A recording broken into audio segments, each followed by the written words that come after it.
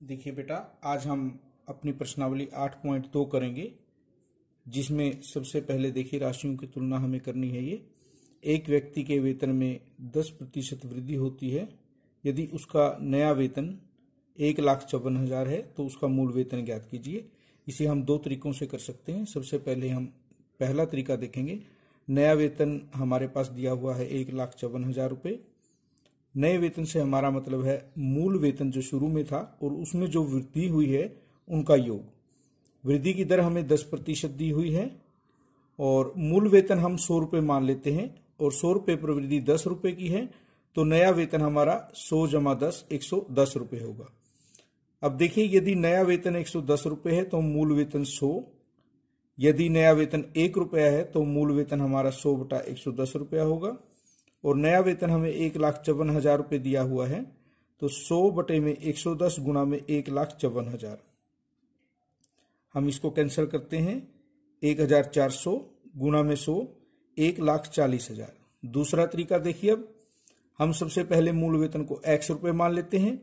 वृद्धि हमें पता है मूल वेतन का 10% यानी x का 10%, x गुणा 1/10। नया वेतन जो होगा मूल वेतन जमा में वृद्धि, हमारा एलसीएम 10 आया, तो 10 को x से किया 10x जमा में x बटे 10 11x बटा 10। ये नया वेतन जो 11x बटा 10 आया है वो हमें दिया हुआ है 1,54,000, तो 11 बटे 10x बराबर 1,54,000 होगा। x की वैल्यू हमें निकालनी है। 11 बटा 10 को दूसरी तरफ ले जाएंगे तो 10 बटे 11। हमने इसको कैंसिल किया। 14,000 गुणा में 10 यानी 1,40,000। तो इसका मतलब मूल वेतन जो हमने x माना था वो 1,40,000 रुपये होगा। अब क्वेश्चन नंबर 2 हम देखते हैं। रविवार को 845 व्यक्ति चिड़ियाघर गए, सोमवार को केवल 169 व्यक्ति गए। चिड़ियाघर सैर करने वाले व्यक्तियों की संख्या में सोमवार को कितने प्रतिशत कमी हुई? हमें क्या दिया हुआ है, सबसे पहले वही लिखिए कि रविवार को चिड़ियाघर जाने वाले व्यक्तियों की संख्या 845 है, सोमवार के जाने वाले व्यक्तियों की संख्या 169 है। चिड़ियाघर जाने वाले व्यक्तियों की संख्या में कितनी कमी हुई? 845 में से 169 को घटाते हैं 676 आएगा। जब हमें कमी प्रतिशत निकालनी है तो जो कमी हुई है वो कितने व्यक्तियों पर हुई है? शुरू में जो व्यक्ति थे वो बटे में आएंगे, गुणा में 100%। 676 व्यक्तियों की कमी है, 845 शुरू में हमारे थे, गुणा में 100। हमने इसे 5 से भाग किया। 5 एकम 5, 5 6 30, 5 9 45, 5 दूनी 10 0, 169 चौके 4, 676 है हमारे, 4 आएगा, तो 4 गुणा 20 80% की कमी हुई। दूसरा जो तरीका है, 845 व्यक्तियों पर चिड़ियाघर जाने वाले व्यक्तियों में कमी 676 की है। एक व्यक्ति पर जो कमी होगी 676 बटे 845 और 100 व्यक्तियों पर जो कमी होगी हमारी 676 बटे 845 गुना में 100। वही तरीका 5 से हम इसको काटते हैं, यहाँ 169 यहाँ 20, 169 को हम लेंगे तो 676 4 पर जाएगा और 4 गुना में 20 80% हमारा उत्तर आएगा। आप किसी भी तरीके से इसे कर सकते हैं। क्वेश्चन नंबर 3 में देखिए, एक दुकानदार 2400 रुपये में 80 वस्तुएं खरीदता है और उन्हें 16% लाभ पर बेचता है। एक वस्तु का विक्रय मूल्य ज्ञात कीजिए। सबसे पहले हमें दिया हुआ है 2400 रुपये में 80 वस्तुएं खरीदी जाती हैं और हमें एक वस्तु का विक्रय मूल्य ज्ञात करना है। सबसे पहले हम एक वस्तु का क्रय मूल्य ज्ञात करेंगे, खरीद मूल्य। 80 वस्तुओं का क्रय मूल्य 2400 रुपये है, तो एक वस्तु का होगा 2400 बटे में 80, 0 से 0 कैंसिल है, 8 3 24 0, 30 रुपये क्रय मूल्य है। लाभ प्रतिशत हमें 16% दिया हुआ है। विक्रय मूल्य हमारा होगा क्रय मूल्य जितने में हमने खरीदी प्लस में लाभ, और लाभ प्रतिशत जो हम निकालते हैं लाभ बटे क्रय मूल्य गुना 100। तो लाभ का हमारा सूत्र क्या बना? क्रय मूल्य को लाभ प्रतिशत से गुणा किया और 100 से भाग किया। लाभ हमें दिया हुआ है 16% है, गुना में 30 क्रय मूल्य बटे में 100, 0 से 0 कैंसिल, 16 3 48 बटे में 10, 4 रुपये 80 पैसे। ये हमारा लाभ हुआ है। हमने वस्तु 30 रुपए की खरीदी थी, तो विक्रय मूल्य उसका होगा 30 रुपये जमा 4 रुपये 80 पैसे, 34 रुपये 80 पैसे उस वस्तु का विक्रय मूल्य होगा। देखिए आगे हमें दिया हुआ है क्वेश्चन में कि एक वीसीआर और टीवी में प्रत्येक को 8,000 रुपये में खरीदा गया। दुकानदार को वीसीआर पर 4% हानि और टीवी पर 8% लाभ हुआ। इस पूरे लेन देन में लाभ अथवा हानि प्रतिशत ज्ञात कीजिए। सबसे पहले हम वीसीआर को लेते हैं। वीसीआर का क्रय मूल्य 8,000 रुपये है और टीवी इतने का ही है। हानि 4% है वीसीआर पर। हानि का सूत्र हमारा हानि प्रतिशत बटे 100 गुना क्रय मूल्य। 4% हानि है बटे में 100 गुना में 8,000, ये 2 जीरो से 2 जीरो कैंसिल। 320 रुपये की हानि हुई। विक्रय मूल्य हमारा क्या होगा? क्रय मूल्य में से हम हानि को घटाएंगे। कोई भी वस्तु जब हम जिस मूल्य पर खरीदते हैं और उस पर हानि होती है तो वस्तु कम मूल्य की बिकेगी, उसका विक्रय मूल्य कम होगा। 8,000 में से 320 की हानि हुई, 7,680 रुपये की वो बिकेगी। अब हम टीवी का देखते हैं। क्रय मूल्य 8,000 रुपये, लाभ 8%। तो लाभ कितना हुआ? लाभ प्रतिशत बटे 100 गुना में क्रय मूल्य, 8 बटा 100 गुना 8,000, 640 रुपये का लाभ। तो टीवी का विक्रय मूल्य जो होगा, क्रय मूल्य में लाभ को जोड़ेंगे। 8,000 रुपये का उसने खरीदा था, 640 का लाभ लिया, तो 8,640 रुपये का वो टीवी बिकेगा। अब देखिए, वीसीआर का विक्रय मूल्य 7,680 रुपये, टीवी का विक्रय मूल्य 8,640। दोनों का कुल हमारा विक्रय मूल्य, इन दोनों को हम योग करेंगे 16,320। क्रय मूल्य जो दोनों का हमारे पास था 8,000 जमा 8,000 16,000 था। विक्रय मूल्य 16,320। तो हमें लाभ हुआ 16,320 में से 16,000 को घटाएंगे 320 रुपये का। हमें लाभ प्रतिशत बताना है तो लाभ बटा क्रय मूल्य गुना में 100। अगर इकट्ठा निकालना चाहें तो 320 गुना में 100 बटे में 16,000, 2 जीरो कैंसिल, 1 जीरो से 1 जीरो, 16 दूनी 32। अगर हमें पूरे लेन देन में पूछे तो 2% का है, उसको दुकानदार को पूरे लेन देन में 2% का लाभ हुआ है।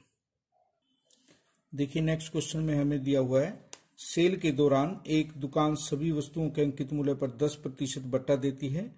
1,450 रुपये अंकित मूल्य वाला एक जीन्स और 2 कमीजें जिनमें से प्रत्येक का अंकित मूल्य 850 रुपये है को खरीदने के लिए ग्राहक को कितना भुगतान करना पड़ेगा? सबसे पहले बट्टे का मतलब हमारा क्या है? छूट है। जो भी हमें कीमत लिखी हुई है उस पर दुकानदार कुछ प्रतिशत की हमें छूट देता है। देखिए, जीन्स का अंकित मूल्य हमें 1,450 रुपये दिया हुआ है और एक कमीज का मूल्य 850 रुपये है। ग्राहक ने 2 कमीजें खरीदी हैं तो 2 कमीजों का मूल्य 1,700 रुपये होगा। 2 कमीज और एक जीन्स का कुल अंकित मूल्य हम ज्ञात करेंगे। ये हमारा कमीजों का है और ये जीन्स का है। दोनों का कुल मूल्य 3,150 रुपये होगा। बट्टे की दर 10% है तो बट्टा हमारा क्या बनेगा? अंकित मूल्य का 10%। अंकित मूल्य 3,150 गुना में 10% के लिए 10 बटा 100, जीरो से जीरो कैंसिल, इस जीरो से ये जीरो कैंसिल, 315 रुपये हमारा बट्टा होगा। इसका मतलब जो भुगतान की जाने वाली राशि है वो 3,150 में से 315 रुपये की छूट मिलेगी और 2,835 रुपये ग्राहक को देने पड़ेंगे। इसके बाद हमारा एक दूध वाले ने अपनी 2 भैंसों को 20,000 रुपये प्रति भैंस की दर से बेचा। एक भैंस पर उसे 5% लाभ हुआ और दूसरी पर 10% हानि हुई। इस सौदे में उसका कुल लाभ अथवा हानि ज्ञात कीजिए। पहली भैंस का विक्रय मूल्य 20,000 रुपये है, लाभ प्रतिशत 5% है। भैंस का हम क्रय मूल्य 100 रुपये मान लेते हैं और लाभ 100 रुपये पर 5 रुपये है तो विक्रय मूल्य 105 रुपये होगा। 100 जमा में 5। विक्रय मूल्य यदि 105 रुपये है तो क्रय मूल्य 100 रुपये था। विक्रय मूल्य 1 रुपया है तो क्रय मूल्य 100 बटे में 105 और विक्रय मूल्य हमें 20,000 रुपये दिया हुआ है तो 100 बटे में 105 गुना 20,000, आपका ये 19,047 रुपये 62 पैसे आएगा। दूसरी भैंस की बात करते हैं, उसका विक्रय मूल्य भी 20,000 रुपये है। वहां पर हानि हमें दी हुई है 10%। भैंस का हम क्रय मूल्य 100 रुपये मानते हैं, हानि 10 रुपये की हुई है। इसका मतलब विक्रय मूल्य उसका कम होगा। 100 माइनस 10, 90 रुपये उसका विक्रय मूल्य। यदि विक्रय मूल्य 90 रुपये तो क्रय मूल्य 100। विक्रय मूल्य 1 रुपया तो क्रय मूल्य 100 बटे में 90 और विक्रय मूल्य हमें उसका भी 20,000 दिया हुआ है। 100 बटे 90 गुना 20,000, ये हमारे पास 22,222 रुपये 22 पैसे आएगा। दोनों भैंसों का हम कुल क्रय मूल्य निकालेंगे। 19,047 रुपये 62 पैसे जमा 22,222 रुपये 22 पैसे, 41,269 रुपये 84 पैसे। और विक्रय मूल्य हमें दिया हुआ है, दोनों भैंस 20-20 हजार रुपये की बिकी है, तो हमारा कितना हुआ 40,000। इसमें पूरे सौदे में हानि हुई है 41,269.84 की लेकर और 40,000 की बेची है, तो इनका जो अंतर है वो हानि होगा, ये हमारे पास 1,269.84, तो पूरे सौदे पर हमारी ये हानि है। अब देखिए नेक्स्ट क्वेश्चन में हमें दिया गया है कि एक टेलीविजन का मूल्य 13,000 है, इस पर 12% की दर से बिक्री कर वसूला जाता है और विनोद इस टेलीविजन को खरीदता है, उसके द्वारा भुगतान की जाने वाली राशि ज्ञात करो।